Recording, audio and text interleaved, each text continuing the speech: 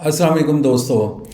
आज की वीडियो में मैं आपकी तवज्जो एक बहुत ही इम्पॉर्टेंट मसले की तरफ दिलाना चाह रहा हूँ जो कि हमारी यूनिवर्सिटी के स्टूडेंट्स को दरपेश है। और वो मसला क्या है? टेक्नोलॉजी का यूज़। अब जो टेक्नोलॉजी है वो इतनी तेज़ी से तरक्की कर रही है कि आप कह लें कि पूरी दुनिया ही उस पर डिपेंड कर रही है, और उसमें रिगार्डलेस ऑफ डिसिप्लिन या एरिया ऑफ स्टडी या area of research, her discipline में टेक्नोलॉजी का जो है वो इस्तेमाल हो रहा है और ज़रूरत है। अब हमारे जो स्टूडेंट्स हैं वो उनके लिए टेक्नोलॉजी जो है उस तरह से अवेलेबल नहीं है पाकिस्तानी यूनिवर्सिटीज़ में जिस तरह से दूसरे ममालिक में लोगों को या स्टूडेंट्स को अवेलेबल है। अब जो सबसे बड़ा इशू है वो है यूनिवर्सिटी के कैंपस के अंदर आपको इंटरनेट का ना होना। अब बहुत कम यूनिवर्सिटीज़ हैं जो कि स्टूडेंट्स को इंटरनेट फ्री प्रोवाइड करती हैं। अब अगर वो इंटरनेट फ्री प्रोवाइड करती भी हैं तो उसमें बहुत सारी उन्हें रिस्ट्रिक्शंस का सामना करना पड़ जाता है। फॉर एग्जांपल बहुत सारी यूनिवर्सिटीज़ ने, ये मैं सिर्फ उन यूनिवर्सिटीज़ की बात कर रहा हूँ जिन्होंने इंटरनेट की फैसिलिटी दी हुई है ऑन कैंपस। अच्छा, उन यूनिवर्सिटीज़ ने क्या किया हुआ है कि उन्होंने सोशल मीडिया ब्लॉक किया हुआ है। अब जो सबसे बड़ा सोर्स ऑफ इंफॉर्मेशन है आप कह लें वो सोशल मीडिया है। सोशल मीडिया में फेसबुक और यूट्यूब नंबर 1 हैं जो कि एजुकेशन में बहुत बड़ा सोर्स ऑफ इंफॉर्मेशन समझे जाते हैं। उसकी वजह ये है कि बहुत सारे प्रोफेसर्स जो कि अपने लेक्चर्स जो हैं वो रिकॉर्ड करके वो इंटरनेट पे डाल देते हैं, और इंटरनेट पे जो वीडियो शेयरिंग के जो 2 बड़े प्लेटफॉर्म हैं उसमें यूट्यूब है और फेसबुक है। और बहुत सारे प्रोफेसर्स ने अपने पेजेस बनाए हुए हैं, बहुत सारे इंस्टीट्यूट्स ने, बहुत सारी ऑर्गेनाइजेशंस ने सीरीज़ ऑफ लेक्चर्स अपने सोशल मीडिया पे अपडेट किए हुए हैं।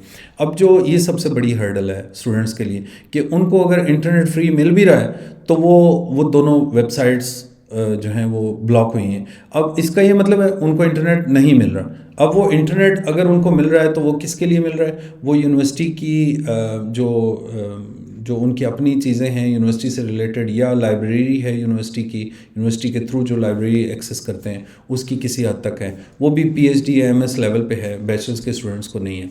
ये सबसे बड़ा इशू है। अच्छा, दूसरे नंबर पे जो इशू है वो है रिसर्च लैब्स का ना होना।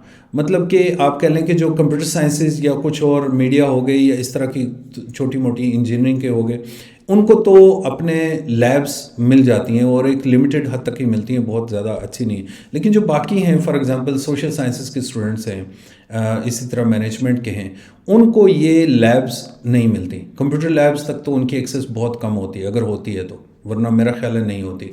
अब जब वो रिसर्च करते हैं, फॉर एग्जांपल उन्हें रिसर्च में थीसिस लिखना होता है, उनको रिसर्च में प्रपोजल बनानी होती है, उनको रिसोर्सेज ढूंढने होते हैं, उनको ऑनलाइन जो है वो काम करना होता है, तो उसके लिए उन्हें कंप्यूटर अपना लेके आना पड़ता है। और जो लोग अपना लैपटॉप अफोर्ड नहीं कर सकते वो बेचारे ढूंढते ही रह जाते हैं कि मैंने प्रोफेसर को ईमेल करनी है। वो सेल फ़ोन से करना चाहते हैं, लेकिन सेल फ़ोन पे हर वक्त आप देखें कि कितनी सी स्क्रीन होती है, छोटी सी स्क्रीन, उससे वो क्या क्या काम कर सकते हैं।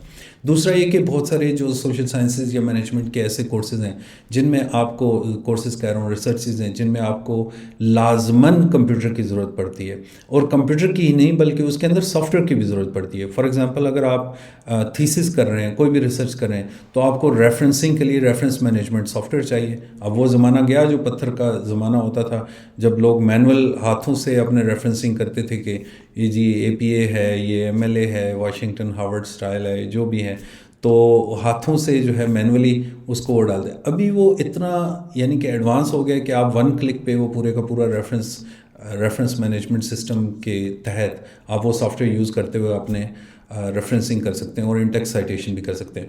अब उसमें मैंने एक और वीडियो इस पे बड़ी डिटेल में बनाई थी रेफरेंस मैनेजमेंट सिस्टम पे, जिसमें मैंने इंट्रोड्यूस कराया था जी कि 3 किस्म के मतलब 2 जो हैं वो फ्रीली अवेलेबल हैं। एक तो बिल्कुल फ्री है, ज़ोटैरो, और मेंडले किसी हद तक फ्री है, और उसके बाद जो है वो काफ़ी सारे जो हैं वो पेड सॉफ्टवेयर हैं, एंड नोट है, रेफवर्क्स है, और इस तरह के बेशुमार सॉफ्टवेयर हैं। इसी तरह जो डाटा एनालिसिस या डाटा कलेक्शन के जो सॉफ्टवेयर हैं, इसमें जैसे SPSS या स्टेटा या NVivo या एटलस TI या जो भी इंजीनियरिंग के बेशुमार हैं, फ़िज़िक्स के हैं, केमिस्ट्री के हैं, तो काफ़ी सारे और सॉफ्टवेयर हैं जो कि पेड सॉफ्टवेयर हैं जो कि स्टूडेंट आमतौर पे अफोर्ड नहीं कर सकते। तो उसके लिए जो है वो हमारी टेक्नोलॉजी यूनिवर्सिटीज़ के अंदर ना होने के बराबर है। اور اسٹوڈنٹس کو یہ چیز اویلیبل نہیں ہے. حالانکہ یونیورسٹیز کو جو فنڈ ملتے ہیں ان میں وہ کم از کم کمپیوٹر لیب تو وہ بڑی آسانی سے اسٹوڈنٹس کو دے سکتے ہیں. کمپیوٹر لیب جو ہے وہ لازمی ہونی چاہیے. ہے بھی بہت ساری یونیورسٹیز میں ہے لیکن کئیوں میں نہیں ہے. لیکن جن میں ہے ان میں وہ کمپیوٹر سائنسز کی حد تک یا انجینئرنگ کی حد تک وہ اویلیبل ہے. ادروائز جو سوشل سائنسز کے اسٹوڈنٹس ہیں ان کو بہت مشکل سے ایسی فیسلٹیز ملتی ہیں. تو یونیورسٹی کے اندر ٹیکنالوجی کا نہ ہونا بہت بڑا ایک ڈائلیما ہے جو پاکستان کے اندر اسٹوڈنٹس کو فیس کرنا پڑ رہا ہے.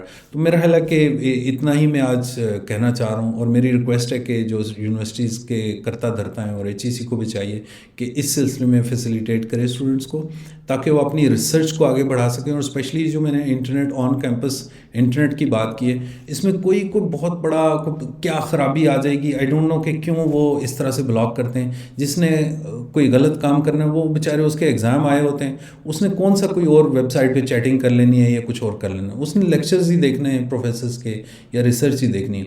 جنہوں نے غلط ویڈیوز دیکھنی ہے یا غلط اس کو استعمال کرنا ہے انہوں نے کر ہی لینا ہے. انہوں نے اپنا جو ہے وہ ٹاپ اپ کر کے اس میں کچھ نہ کچھ اپنے موبائل کے تھرو بھی کر لینا ہے. لیکن میری یہ گزارش ہے کہ ان کو ان چیزوں سے محروم نہ کریں, ٹیکنالوجی سے محروم نہ کریں. دنیا کہاں سے کہاں پہنچ گئی اور ہم انہی چیزوں میں پھنسے ہوئے ہیں. ٹھیک ہے, تو میرا خیال ہے اتنا ہی کافی ہے. اپنا خیال رکھیے گا. اللہ حافظ.